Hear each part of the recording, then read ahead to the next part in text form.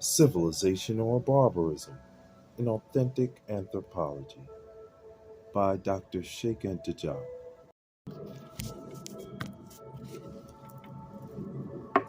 By referring to the indicated pages in this book, one finds out that the process remains the same. The Greeks, who were initiated in Egypt, appropriate everything they learned once they went back to their country.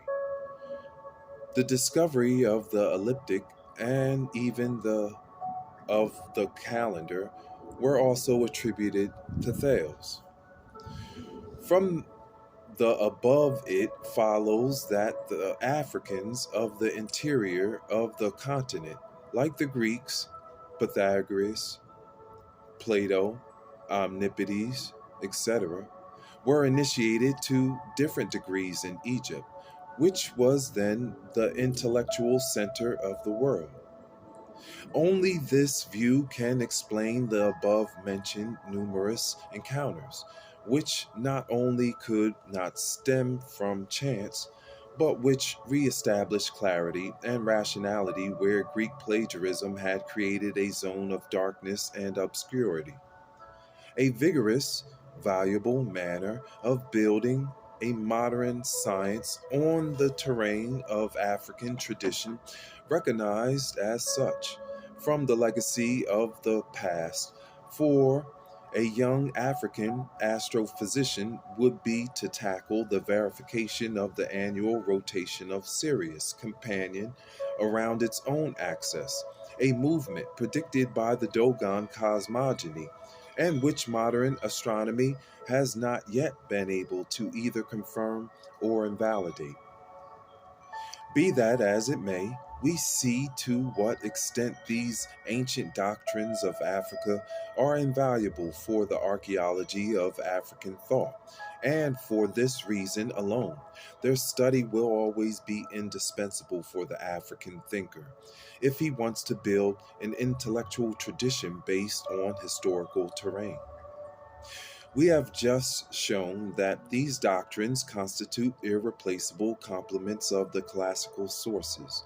In order to rediscover the winding paths followed by the ancient philosophical doctrines from Egypt, they shed an unexpected light on the Greeks' unavowed borrowings from Egyptian thought in the most diverse domains, and they therefore reveal that they necessarily or probably had the same status as Greek thought had at the time of Greek and African common initiation in Egypt.